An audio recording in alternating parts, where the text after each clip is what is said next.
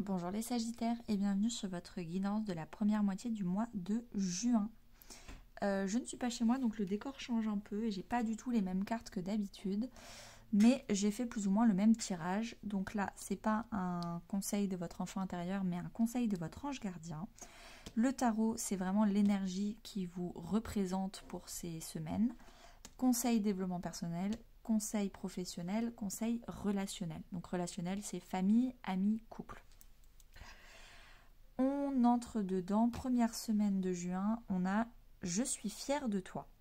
Donc je pense déjà avec ce message que vous avez vécu des trucs vraiment pas faciles, que vous avez réussi à surmonter tant bien que mal, et votre ange gardien vous dit qu'il est fier de vous parce que vous avez fait les bons choix, c'était pas les plus faciles, vous n'avez pas fait le choix de la facilité, mais au moins ce sera la meilleure chose pour votre avenir.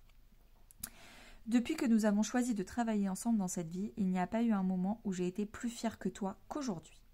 Tu es un bon élève, tu suis exactement la mission de vie que tu as choisie, tu crois en moi, tu me parles, tu essayes de me comprendre et par-dessus tout, tu es à l'écoute des signes que je te laisse sur la route. Avec, là, on a une carte d'intuition.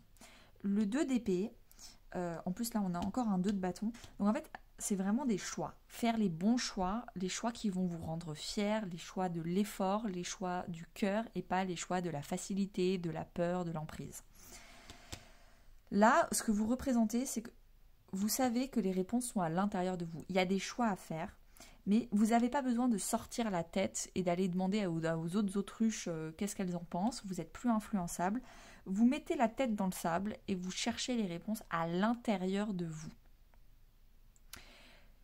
C'est à l'intérieur, c'est en parlant, en priant avec votre ange gardien, en faisant des cartes, en faisant de l'écriture automatique, en allant voir un thérapeute, que vous allez trouver les réponses. C'est pas à l'extérieur, c'est vraiment à l'intérieur de vous.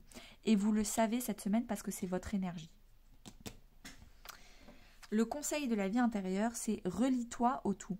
Tu n'es pas seul, tu fais partie de la grande aventure terrestre. Il est important que tu fasses une pause pour ressentir ton lien avec toutes les formes de vie, car vous partagez le même voyage. Donc, c'est pas parce que vous êtes potentiellement mal entouré que vous êtes seul. À l'intérieur de vous, vous n'êtes pas seul. Vous avez votre ange gardien, vous avez une vie intérieure très riche, vous avez un dialogue avec vous-même, votre enfant intérieur, vous avez un thérapeute, vous avez tout ce qu'il faut pour avoir une richesse de communication intérieure. Donc reliez-vous à la vie, à la terre, à travers vous-même.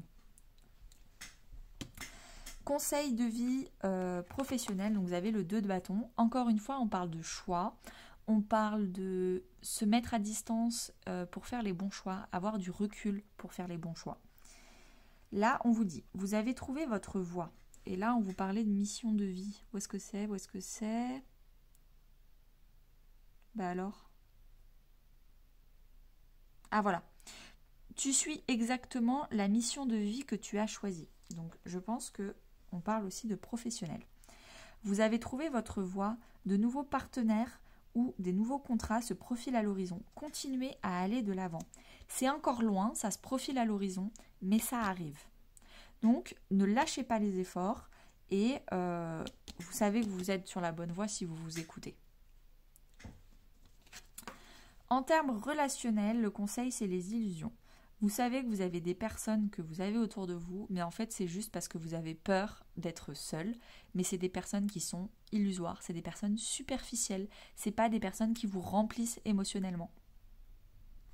Donc, c'est un conseil, ouvrez les yeux. Sortez la tête du sable. Parfois, c'est bien d'avoir les réponses à l'intérieur. Parfois, observez et rendez-vous compte qu'en fait, sans parler, juste en observant, vous savez qui sont les bonnes personnes ou pas. Deuxième semaine, votre ange gardien vous dit « J'ai du nouveau pour toi. Ouvre bien grand tes yeux et tes oreilles, car j'ai quelque chose de nouveau pour toi. Observe les changements subtils autour de toi. J'en suis à la préparation d'une belle surprise pour toi. Quelque chose te fera plaisir. J'ai entendu et j'ai l'intention de répondre à tes demandes. » Moi, je pense que c'est professionnel. Là, on parle de préparation de contrats et de nouveaux partenaires.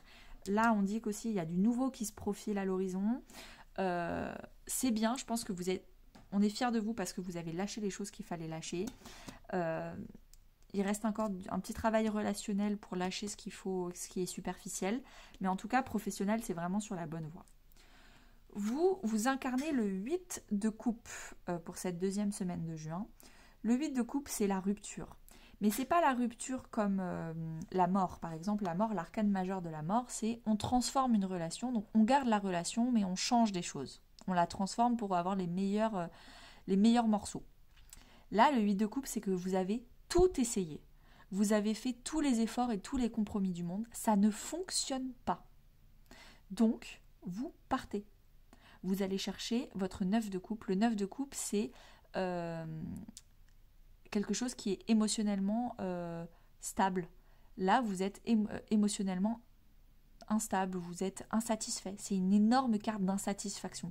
Vous avez tout donné, ça ne fonctionne pas. Bon, si quand vous avez tout donné, ça ne fonctionne pas, vous partez. Vous allez chercher la satisfaction émotionnelle du 9 de coupe.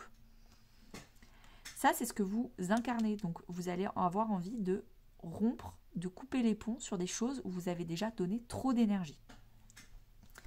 En termes de vie intérieure, vous avez utilise les ressources intelligemment. Tes ressources et celles de la Terre sont limitées. À chaque fois que tu vas puiser en elles, pose-toi la question de la pertinence de leur utilisation. Alors, on peut parler d'écologie, mais on peut aussi parler de vos ressources. Vous avez du temps, vous avez de l'énergie, vous avez de l'argent que vous avez donné, ça ne fonctionne pas. Si ça ne fonctionne pas, soyez pertinent. Allez mettre votre temps, votre énergie, votre argent vers d'autres personnes, d'autres professions, d'autres situations. Arrêtez de vous épuiser pour rien. Partez. Là, dans le conseil professionnel, on vous dit de faire votre deuil. Le 5 de coupe, c'est vraiment le deuil. Ça n'a pas fonctionné, donc potentiellement cette carte-là parle de professionnel. Il y a un deuil à faire, il y a une culpabilité à essuyer, à guérir.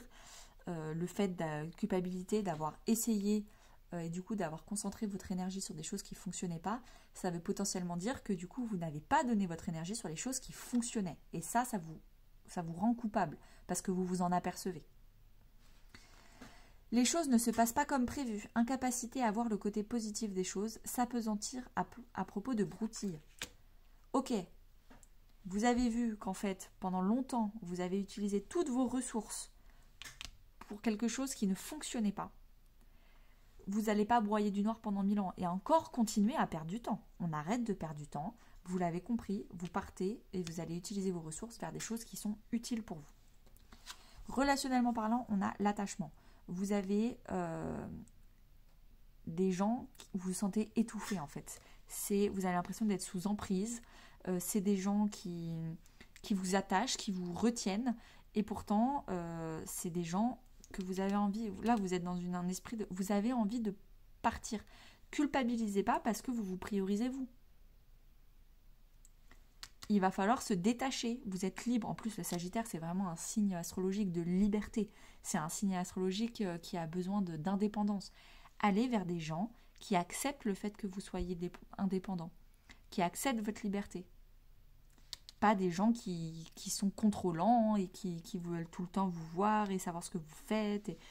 C'est fatigant. Utilisez vos ressources avec les bonnes personnes. Merci beaucoup les Sagittaires. N'hésitez pas à liker, commenter, partager et à bientôt.